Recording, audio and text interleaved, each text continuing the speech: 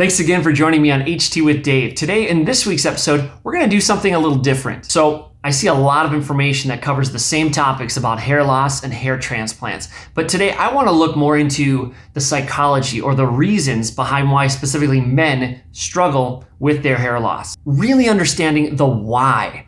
Why do men feel ashamed about their hair loss? And why are many celebrities embarrassed to admit that they even had a hair transplant procedure? Why isn't just accepting baldness and shaving our head something that works for all of us? And lastly, I want to share with you all why I ultimately chose to take control of my hair loss and why I eventually decided to get a hair transplant. And I think some of you will hopefully relate to my experiences. Now, if you're wondering, Dave, why are you wearing the same shirt as last week's episode?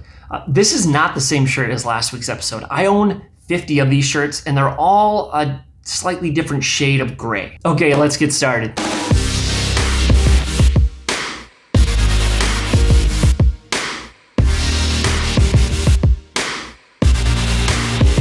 Okay, so today marks exactly 3 weeks since my FUE transplant with Dr. Sinek in Turkey. So stay tuned and I'll show you some of my 3-week progress. But starting out, one of the questions that I got that kind of surprised me, and well, it was kind of a statement and a question, but it was from a close friend of mine. What he said was, Dave, I don't get it. You've got a great career, an awesome wife, a beautiful family. Why do you care about your hair loss? I agree with all that, and my wife truly has been amazing and so supportive of me in this journey, if we'll call it that. But the reality of it is, none of those things really change the way that I look at hair loss and how it affects me. So I think it all starts with just a common belief that going bald is a normal part of life, and that those who are going through with it should just accept it. Maybe shave your head or don't shave your head, but stop letting it bother you. And this creates a negative stigma or a common misconception as to the motives behind men wanting to do something about their hair loss or wanting to get a hair transplant. As men, there are a lot of pressures on us to just be macho, to suck it up, and to not really openly discuss our struggles. Because of this, I think men tend to internalize their problems more so than women. But the truth is, most of us are sensitive about our hair loss. And this can be especially true for young men in their teens and 20s. I remember in my mid-20s, it wasn't uncommon for people to take notice in my receding hairline or even make jokes about it. And although I don't think any of those comments were specifically meant to be hurtful, over time, they began to erode my self-confidence. This doesn't affect everyone the same, but most people care about what other people think, despite how we all try to pretend that we don't. If you're on a date, or you have a job interview, or you're taking your annual family photos in your fall flannel, like some of us dads have to do, we all tend to care about our appearance and how other people see us. And no, just because someone has hair doesn't mean they're treated any better than someone who's bald. And we know that's just not the case. But if a person's self-confidence is affected by their hair loss and that's left unchecked, it can really affect their self-image.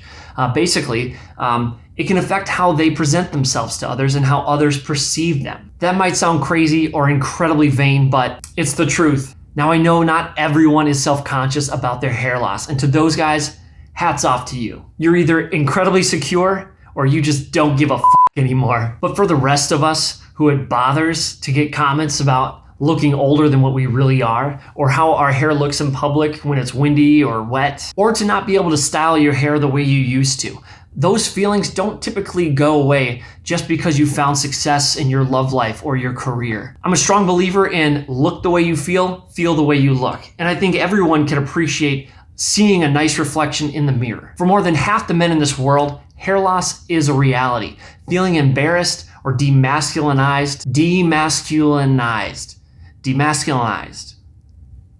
Embarrassed by hair loss is a normal thing, and seeking treatment for hair loss is a normal and healthy thing. Something that I struggled with in deciding whether or not to get a hair transplant was justifying the expense. It just seemed selfish. For me, as the primary breadwinner of our household, I'm used to providing for my family, saving for vacations, saving for kids' college, and paying for household projects, etc.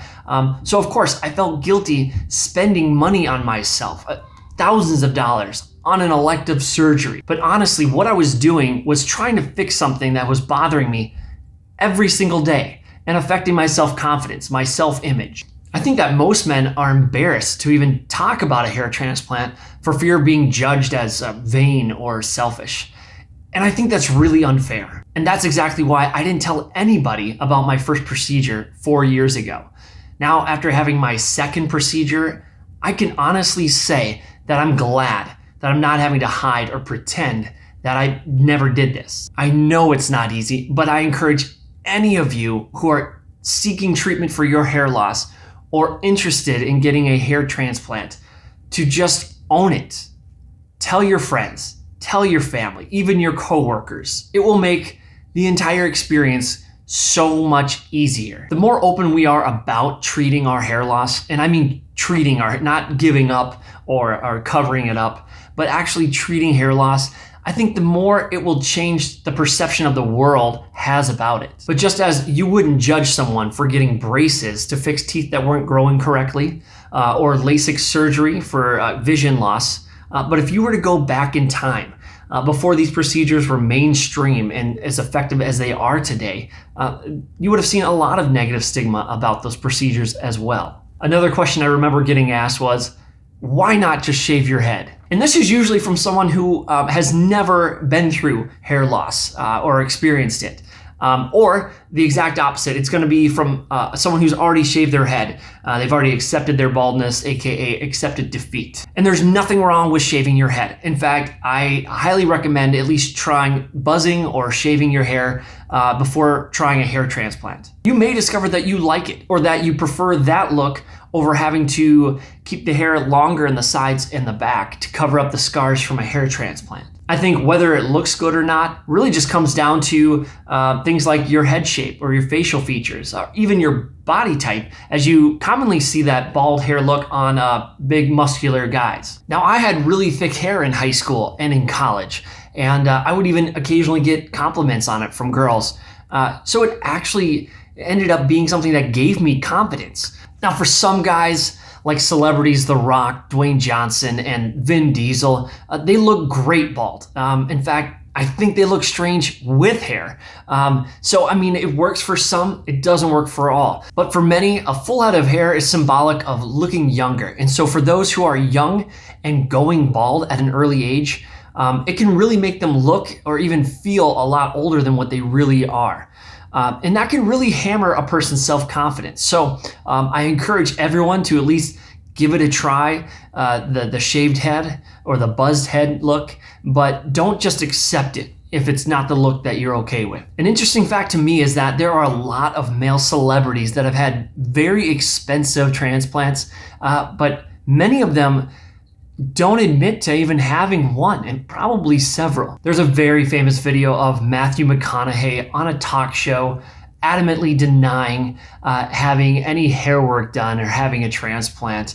And it got to the point where it was awkward. He tried to explain that it was some wonder product or wonder drug that he was taking. But anyone knows in the industry that he, in fact, the work that you see the hairline, there's really only one way, and it would have been a hair transplant. And why can't they just admit it? Why? Because there is a tremendous amount of pressure as men for us to internalize our struggles. And I guess in a sense, showing hair loss is kind of showing a recessive or inferior trait in our DNA, and no one wants to be inferior. To all of you A-list celebrities watching this, and even to you lowly common folk, don't be ashamed. You should be proud of yourself for taking action, whether that be preventing further hair loss or making the decision to get a hair transplant. Okay, so as I mentioned, it has been 3 weeks since my surgery. I am now officially in the ugly duckling phase.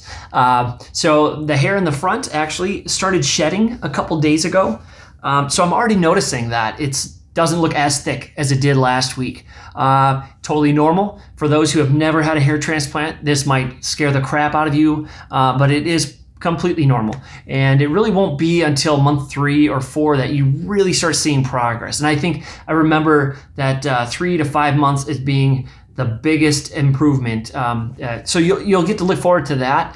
The back real quick, not much to report. The hair in the back, is probably still at about a 1.5 guard.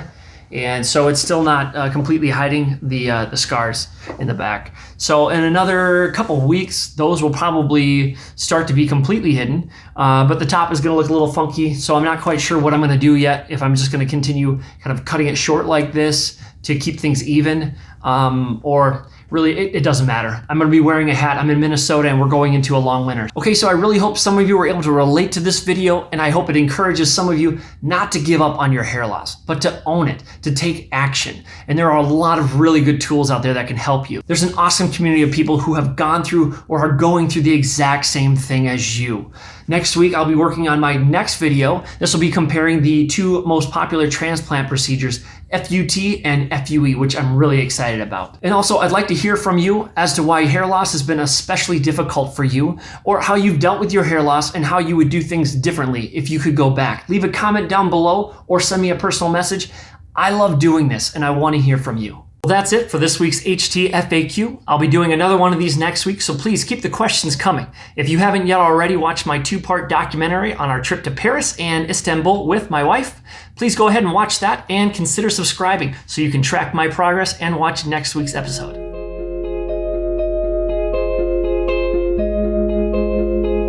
Now, I know not everyone is self-conscious about their hair loss, and to those guys, fuck you.